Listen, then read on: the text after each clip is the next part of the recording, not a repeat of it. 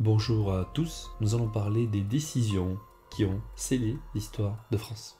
On débute avec le premier thème.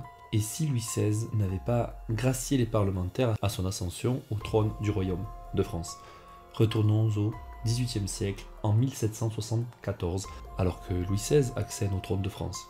Une décision cruciale se présente à lui. Influencé par la réforme radicale du ministre René-Nicolas de Maupoux sous le règne de Louis XV, les parlementaires faisaient obstruction aux décisions du roi.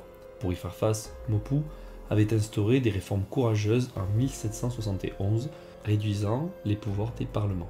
Il avait rappelé au Parlement de Paris le pouvoir royal exclusif de faire des lois. La réforme conduit à abolir la vénalité des charges, c'est-à-dire l'achat d'une fonction. Les juges sont nommés.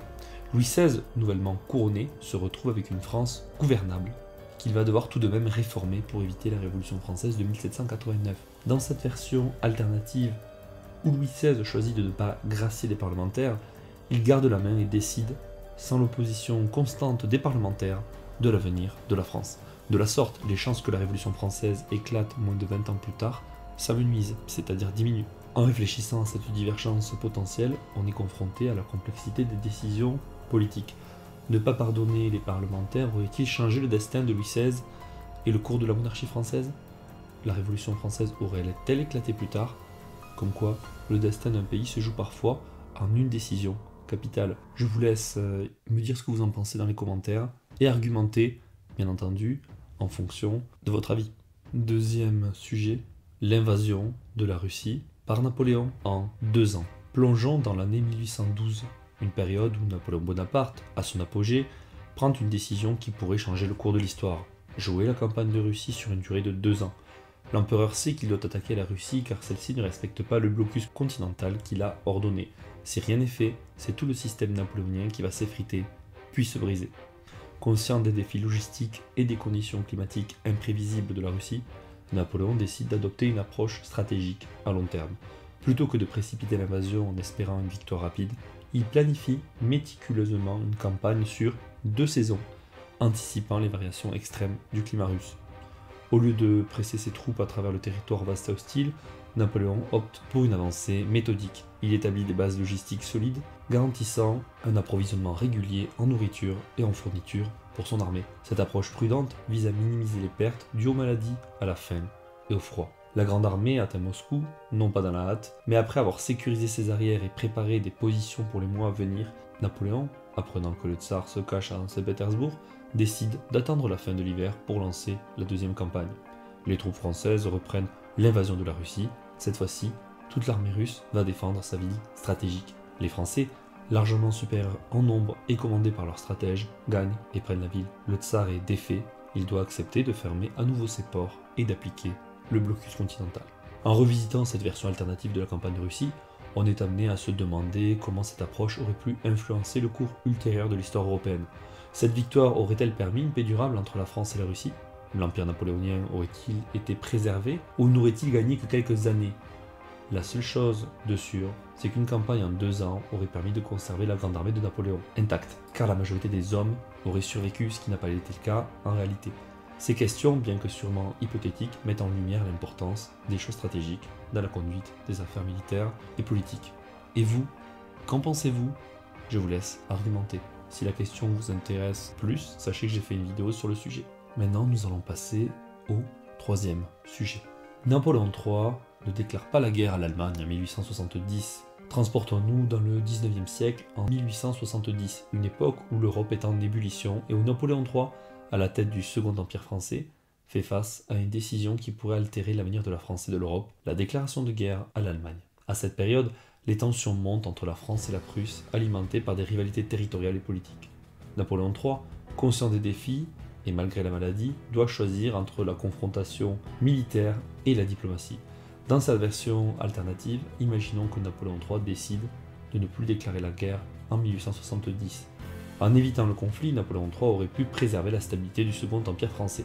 Cependant, cette décision aurait également des implications majeures pour l'équilibre des puissances en Europe.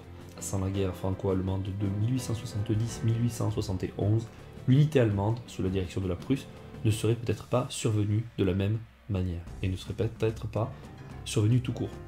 L'absence de conflit aurait pu redéfinir les relations franco-allemandes, établissant peut-être une période de coopération plutôt que de rivalité. Cela aurait pu influencer les alliances et les dynamiques politiques en Europe, modifiant potentiellement le paysage avant la Première Guerre mondiale. Cette divergence aurait également eu des conséquences sur le destin de Napoléon III et du Second Empire. En évitant une défaite militaire humiliante et la chute qui a suivi, Napoléon III pourrait avoir consolidé sa position au pouvoir.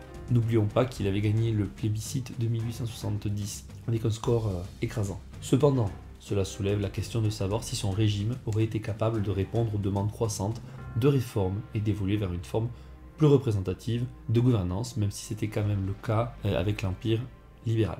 En revisitant cette alternative, on est amené à se demander comment l'histoire européenne aurait été modifiée, comment cette décision aurait-elle influencé la montée en puissance de l'Allemagne en tant que nation unifiée, comment les alliances et les équilibres politiques auraient-ils été remodelés. Et vous, qu'en pensez-vous ? Pensez-vous que justement cette décision de ne pas attaquer l'Allemagne aurait permis à la France de rester la plus grande puissance continentale de l'Europe, ou est-ce que l'Allemagne aurait fini tout de même par réaliser son unité ? Je vous laisse me répondre dans les commentaires et surtout argumenter. Quatrième petite uchronie, la défaite de la France dès le début de 1814. Plongeons dans le début du XXe siècle, en 1914, une période où l'Europe est sur le point d'être engloutie par le cataclysme de la Première Guerre mondiale. Cependant, dans cette version alternative, imaginons un scénario où la France subit une défaite dès les premiers mois de l'année 1914. La France, confrontée à la menace croissante de l'Allemagne, est surprise par une offensive rapide et dévastatrice. Face à l'avance allemande et malgré une retraite rapide, le commandement français détecte une faille dans le dispositif d'attaque allemand, mais ne lance pas la contre-offensive de la bataille de la Marne. Pour rappel, cette bataille avait permis de sauver Paris, de stopper l'avancée de l'armée allemande et même de la faire reculer. Une défaite française dès le début de 1914 entraînerait des conséquences profondes. La Première Guerre mondiale, telle que nous la connaissons, pourrait prendre une toute autre tournure. Sans la résistance ferme de la France, l'Allemagne pourrait avoir une position beaucoup plus forte sur le continent.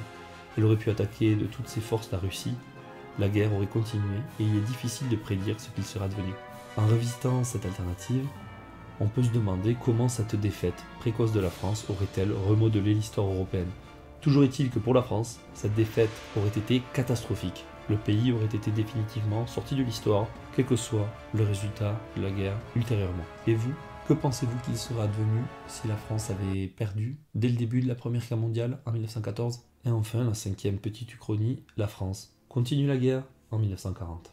En 1940, la France se retrouve plongée au cœur de la Seconde Guerre mondiale, confrontée à une puissante offensive allemande. Au début de la Seconde Guerre mondiale en 1939, la France, aux côtés du Royaume-Uni, déclare la guerre à l'Allemagne nazie après l'invasion de la Pologne. Cependant, sous l'impulsion du génial Gamelin, la France adopte une approche défensive initiale, concentrant ses forces le long de la ligne Maginot, une série de fortifications frontalières. Les Allemands évitent habilement la ligne à Maginot en lançant une offensive fulgurante à travers les Ardennes en mai 1940. L'armée allemande met en œuvre la Blitzkrieg, une stratégie militaire éclair caractérisée par des attaques rapides, l'utilisation coordonnée de l'infanterie, de l'artillerie, de l'aviation et des blindés. Cette tactique surprend les forces françaises et alliées, provoquant un effondrement rapide du front.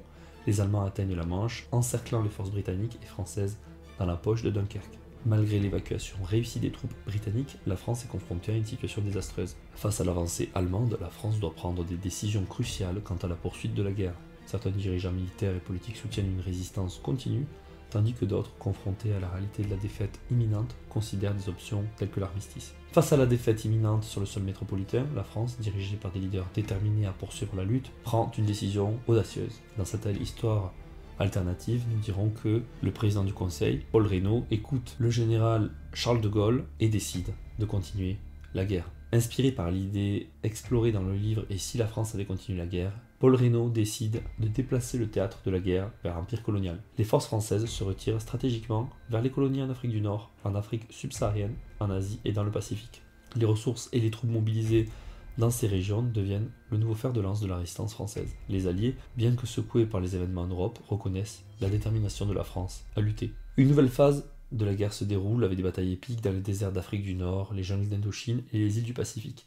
Les forces françaises rallient d'autres nations coloniales et résistent farouchement contre l'expansion allemande et japonaise. Au fil du temps, la France rallie d'autres nations opprimées par les forces de l'Axe, créant une coalition diverse mais unie. Dans cette version alternative, quelle aurait été la décision d'Hitler ? Aurait-il lancé l'opération Barbarossa à la conquête de l'URSS ou, au contraire, aurait-il essayé de se focaliser sur l'attaque de l'Angleterre et de la France, ou plus spécifiquement que de la France, pour essayer de la faire capituler définitivement? L'Allemagne aurait-elle pris en otage, d'une certaine manière, la population française? Telle est la question. Toujours est-il que le choix audacieux de poursuivre la guerre depuis l'Empire colonial change le cours de l'histoire. Dans cette version-là, la France, bien que confrontée à des défis considérables, deviendrait un acteur central de la victoire finale des Alliés, démontrant la capacité de résilience et de sacrifice d'une nation déterminée à défendre ses idéaux. C'est l'heure de la page réclame. J'en profite pour te dire que si tu apprécies mes vidéos, je t'invite à aimer, partager, commenter et t'abonner sans oublier d'activer la petite cloche de notification. Ça fait toujours plaisir par rapport au travail accompli.